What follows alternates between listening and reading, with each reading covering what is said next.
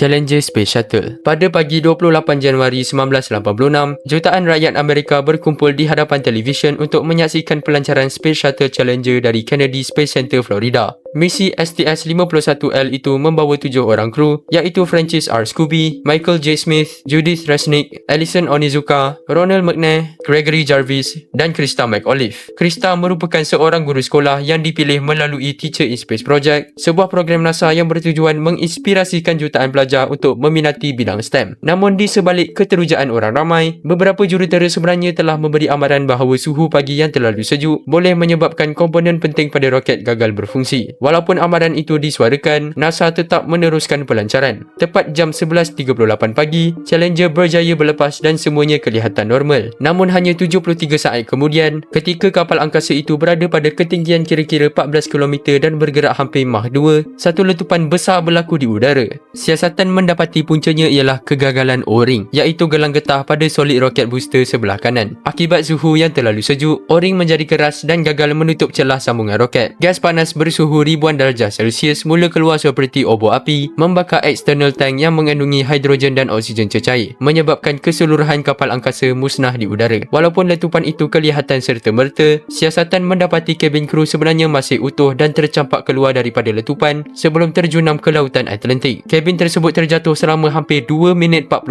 saat sebelum menghantam permukaan laut pada kelajuan melebihi 320 km sejam, mengorbankan kesemua 7 angkasawan. Tragedi ini menyebabkan NASA menggantung semua penerbangan Space Shuttle selama hampir 3 tahun bagi membina semula sistem solid roket booster. Vladimir Komarov Soyuz 1. Pada 23 April 1967, kosmonot Soviet Vladimir Komarov menaiki kapal angkasa Soyuz 1 dari Baikonur Cosmodrome untuk penerbangan pertama program Soyuz. Di sebalik pelancaran yang penuh gilang gemilang itu, ramai jurutera sebenarnya telah mengesan lebih 200 masalah teknikal pada kapal angkasa tersebut sebelum ia dilancarkan. Malah rakan baik Komarov sendiri, Yuri Gagarin, dilaporkan cuba membujuk pihak atasan supaya menangguhkan misi tersebut. Namun di tengah-tengah tekanan politik kesatuan Soviet untuk mencapai kejayaan angkasa sempena sambutan Hari Lenin, pelancaran tetap diteruskan. Komarov sendiri dikatakan sedar bahawa peluangnya untuk pulang dengan selamat amat tipis. Namun beliau tetap meneruskan misi kerana tidak mahu penggantinya Yuri Gagarin dihantar menaiki kapal angkasa yang dipercayainya tidak selamat. Sejurus memasuki orbit, masalah mula muncul satu demi satu. Salah satu panel solar gagal terbuka, menyebabkan bekalan kuasa kapal angkasa berkurangan dengan ketara. Sistem kawalan orientasi pula gagal berfungsi dengan baik, menyebabkan Soyuz 1 sukar dikawal dan berpusing-pusing di angkasa. Selepas 18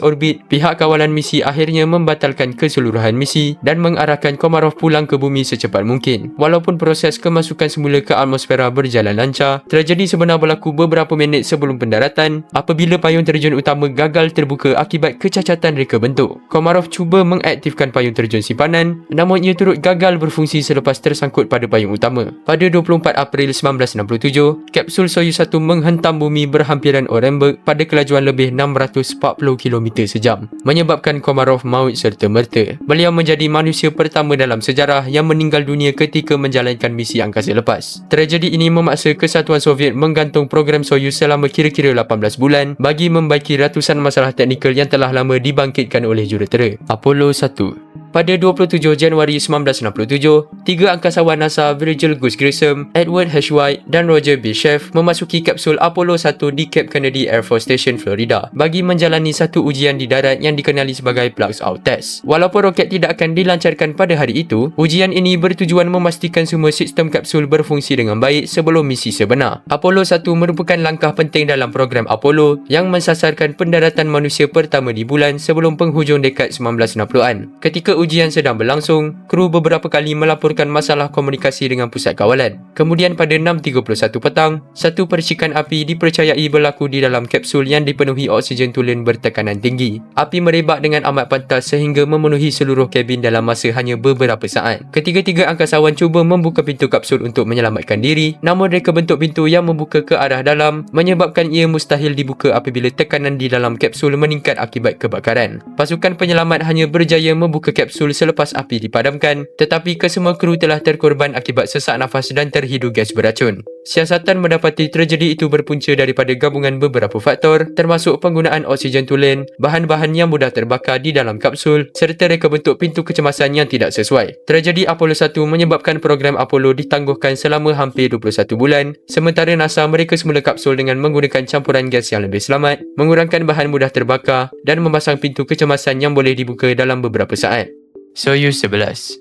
Pada 6 Jun 1971, kapal angkasa Soyuz 11 dilancarkan dari Baikonur Cosmodrome, Kazakhstan, membawa 3 orang kosmonot Soviet iaitu Georgy Dobrovolsky, Vladislav Volkov dan Viktor Patsayev. Misi mereka adalah untuk berlabuh di Salyut 1, iaitu stesen angkasa pertama di dunia, dan membuktikan bahawa manusia mampu tinggal di angkasa untuk tempoh yang lama. Misi ini berjalan dengan begitu cemerlang sehingga mereka berjaya mencipta rekod baharu dengan menghabiskan 23 hari di angkasa sambil menjalankan pelbagai eksperimen saintifik dan pemerhatian terhadap bumi. Pada 29 Jun 1971, selepas menamatkan semua tugasan, Soyuz 11 meninggalkan Salyut 1 dan memulakan perjalanan pulang. Segala-galanya kelihatan normal. Enjin berfungsi dengan baik, kapsul memasuki atmosfera seperti yang dirancang, payung terjun terbuka dengan sempurna, malah roket pendaratan turut berfungsi seperti biasa. Pasukan penyelamat yang menunggu di lokasi pendaratan menjangkakan mereka bakal menyambut 3 wiranegara. Namun sebaik sahaja pintu kapsul dibuka, ketiga-tiga angkasawan itu ditemui masih duduk di tempat masing-masing tanpa sebarang kecederaan, tetapi sudah tidak bernyawa. Siasatan mendapati ketika modul Soyuz dipisahkan untuk memasuki atmosfera, sebuah injap penyamaan tekanan terbuka secara tidak sengaja pada ketinggian kira-kira 168 km. Dalam masa hanya 112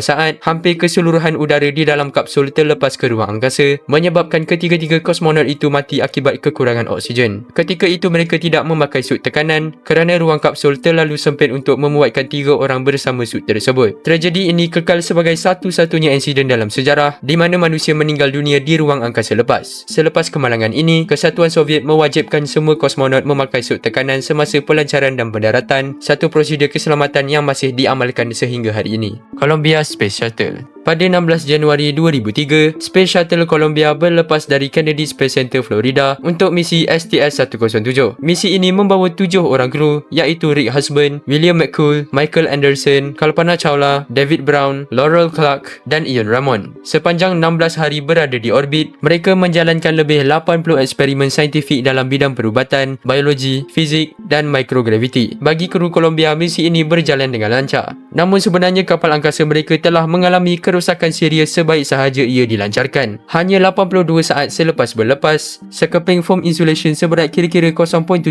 kg tertanggal daripada external tank lalu menghentam bahagian hadapan sayap kiri Columbia pada kelajuan lebih 800 km sejam. Beberapa jurutera NASA percaya hentaman itu mungkin telah merosakkan lapisan pelindung haba pada sayap dan meminta gambar satelit beresolusi tinggi untuk memeriksa kerosakan tersebut. Namun permintaan itu ditolak kerana pihak pengurusan beranggapan hentaman seperti itu pernah berlaku sebelum ini dan tidak pernah menyebabkan kemalangan besar. Sepanjang berada di angkasa, kru Columbia langsung tidak mengetahui bahawa terdapat lubang pada sayap kiri kapal mereka. Pada 1 Februari 2003, Columbia memulakan perjalanan pulang ke bumi. Ketika memasuki atmosfera pada kelajuan melebihi Mach 18, udara yang dipanaskan sehingga ribuan darjah Celsius memasuki lubang pada sayap kiri tersebut. Haba yang melampau mula memusnahkan struktur dalaman sayap sebelum kapal angkasa itu hilang kawalan dan berkecai di ruang udara Texas serta Louisiana, mengorbankan kesemua 7 angkasawan. Tragedi ini menyebabkan NASA menggantung semua penerbangan Space Shuttle selama lebih 2 tahun sambil memperkenalkan prosedur pemeriksaan yang jauh lebih ketat terhadap sistem pelindung haba. Kemalangan ini turut menjadi faktor utama yang akhirnya membawa kepada penambatan keseluruhan program Space Shuttle pada 2011.